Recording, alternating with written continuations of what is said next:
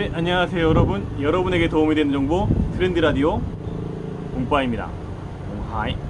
네, 오늘은 다름이 아니라 제가 베트남에 와가지고 베트남의 주의사항에 대해서 말씀을 한번 드려볼까 합니다.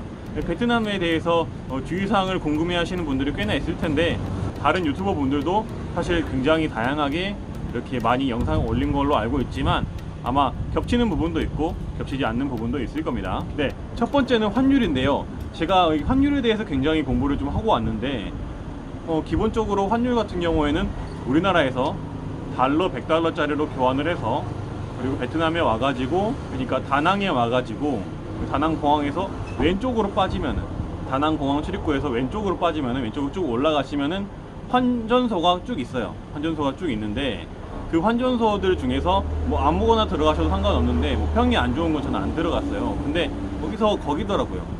그래서 제가 한번 가보니까 일단은 기존에 있던 환율보다는 제가 말을 안 하니까 훨씬 더 적게 쳐주더라고요. 근데 이게 적게 쳐주는 건지 많게 쳐주는 건지 알 수가 없잖아요.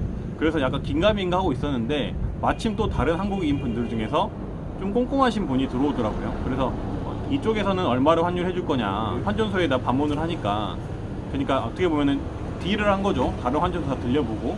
그러니까 여기서 좀 높게 쳐주는 거예요. 근데 저는 100달러당 215만 동을 받았는데 그분은 238만 동을 받은 거예요. 그래서 제가 한국말로 여쭤보니까 그렇게 받았대요. 그래서 제가 어이가 없어가지고 뭐 기분 나쁘게는 안 했는데, 그래도 그 부분에 대해서 어필을 하니까 100달러당 238만 동을 받을 수가 있었어요. 정정하겠습니다. 231만 8천 동이에요.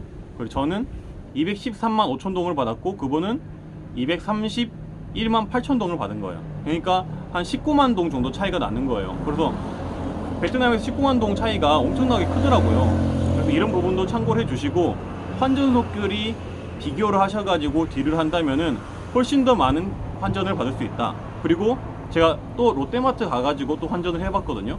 롯데마트 같은 경우에도 사실 제가 그런 딜을 해가지고 받은 환전 금액보다 적게 주더라고요. 230만 동 정도 받았습니다. 100달러당. 그리고 저희 숙소 같은 경우에는 공항에 있는 환전소나 아니면은 롯데마트 환전소보다 좀 적게 준다고 하더라고요. 그렇기 때문에 지금 환전할 수 있는 팁은 공항, 롯데마트, 그리고 숙소, 이렇게 환전이 가능하세요. 환전은 다양하게 가능하니까 여러분들께서 꼭 비교를 해보시고, 어디가 더 많이 쳐주는지 비교를 해보시고 환전을 먼저 하시고, 맨 처음에 공항 같은 경우는 내려와가지고 버스비나 택시비를 계산할 돈이 필요하니까 일단은 필수적으로 하시길 바라겠습니다. 근데 만약에 공항에서 많이 쳐준다 싶으면은 기본적으로 본인이 가지고 있는 자비의 30에서 50%는 환전을 미리 해주시는 것도 괜찮아요. 네. 제가 보니까 이제 일단 230만 동을 넘어가면은 거기서 거기더라고요. 네. 그렇게 생각을 한번 해보시면 좋을 것 같고요. 그리고 베트남에는 지금 다양한 벌레들이 있는데 쉽게 얘기해서 독충들이 있어요. 독충들을 좀 조심을 하셔야 돼요. 성딱지 개미 반날기가 있고, 그리고 나방이 있더라고요. 그리고 또 모긴 독충이라 하기 그런데 아무튼 해충이죠. 그리고 또 불개미 이렇게 있는데, 벌레들한테 물렸을 경우에는 뭐 불개미나 그리고 뭐 성딱지 개미 반날개 뭐 이런 것들이 물렸을 경우에는 굉장히 많이 아프고, 그리고 이 온몸으로 이게 독이 타고 올라와 가지고 몸 전체가 물집으로 화상 입은 것처럼 돼버릴 수도 있다고 하더라고요. 그러니까 이제 물린 것마다 증상이 다르긴 하지만은 저희가 놀러 와가지고 병원 갈 수는 없잖아요. 그리고 그런 것들이 나중에 흉터로 나와버리건다든지 아니면은 질병을 일으켜버리면 그것도 굉장히 문제이기 때문에, 일단은 벌레들이 굉장히 조심히 하시고, 일단 이렇게 창문이 있는데 창문을 항상 꼭 닫아 주시길 바라고요. 그리고 저녁에는 항상 커튼을 쳐주시고, 그 불도 이제 소등을 일찍 해주시면 좋을 것 같습니다. 이런 벌레들이 불빛을 좋아하기 때문에 창문 쪽으로 많이 날아오는 경우가 있다 하더라고요. 하지만 제가 여기 현지를 와봤을 때 느꼈던 거는, 사실 벌레는 그렇게 많지 않다. 오, 뭐야 벌레를 얘기하고 있는데 벌레가 오네. 깜짝 놀래라. 그래도 우리가 조심하면 좋으니까, 그리고 몰린 사례들이 있기 때문에 꼭 뭐 벌레를 잡을 수 있는 뭐 살충제라든지 그거를 가져올 수 없다면은 기본적으로 벌레 퇴치제 정도는 가져오시면 좋을 것 같습니다. 그리고 세 번째, 예방접종을 어떤 걸 하셔야 될까 고민을 많이 하시는데, 일단은 많이 하시는 것들이 장티푸스, 그러니까 장염을 조심하셔야 되죠. 장티푸스, 말라리아, 그리고 A형 간염 뭐 이런 것들을 예방 접종하셔야 된다 하더라고요. 그리고 최근에 가장 유행했던 홍역, 그러니까 베트남에서 많이 유행했던 홍역을 조심하셔야 한다고 합니다. 혹시라도 베트남에 오시게 됐는데 한 달 정도 남으셨으면은 A형 간염이나 그리고 말라리아 그리고 홍역 정도는 맞으시는 걸 권장을 드리는데, 비용도 많이 들고 시간도 사실은 이게 한 번 접종으로 끝나는 게 또 아니거든요. 그렇기 때문에 본인의 시간과 그 비용에 적절하게 맞추셔가지고 오시면 되시고, 사실 그런 질병에 노출되는 경우는 많지는 않다고 해요. 하지만 어린아이나 노약자분들은 이런 예방접종이 꼭 필요하기 때문에 예방접종을 하시고 와야 된다는 점은 꼭 참고를 해주시기 바라겠습니다. 저도 시간이 부족해서 못했는데 사실 하게 된다면 홍역이나 뭐 A형 간염 같은 경우는 꼭 하고 싶더라고요. 이게 수용성 전염병인가 뭐 이렇게 한다고 하는데 뭐 이런 것들은 조심하시는 게 좋잖아요. 그리고 그거와 더불어서 이제 물을 굉장히 조심하셔야 되는데, 물이 안 맞아가지고 생기는 병들이 있잖아요. 그러니까 특히나 민감하신 분들은 물이 안 맞으면 얼굴에 트러블이 난다든지 아니면 장 트러블이 난다든지 이럴 수가 있는데, 앞서 제가 말씀드렸던 질병에도 노출이 돼버릴 수가 있기 때문에 호텔에서 주는 물과 그리고 슈퍼마켓이나 아니 마트에서 구매를 하셔가지고 물을 사 드시길 권장을 드립니다. 베트남을 갔다 보신 분들의 어떤 후기에 따르면은 얼음이나 어떤 뭐 그런 물들이 굉장히 청결하지 않다는 얘기가 좀 있어요. 그리고 뭐 어떤 길거리의 노점상들은 특히 베트남에 강이 흐르는데 그 강에서 설거지를 한다는 얘기도 있고, 굉장히 저희가 느꼈을 때는 이렇게 이런 음식을 먹어도 될까라는 생각이 들 정도로 좀 걱정이 되는 부분이 많이 있다고 하는데, 그런 것들을 좀 피하기 위해서는 적어도 물 정도는 사드시는 게 좋을 것 같아요. 모든 음식을 다 피할 수는 없겠지만은 조심할 건 조심하셔야 된다고 생각을 합니다.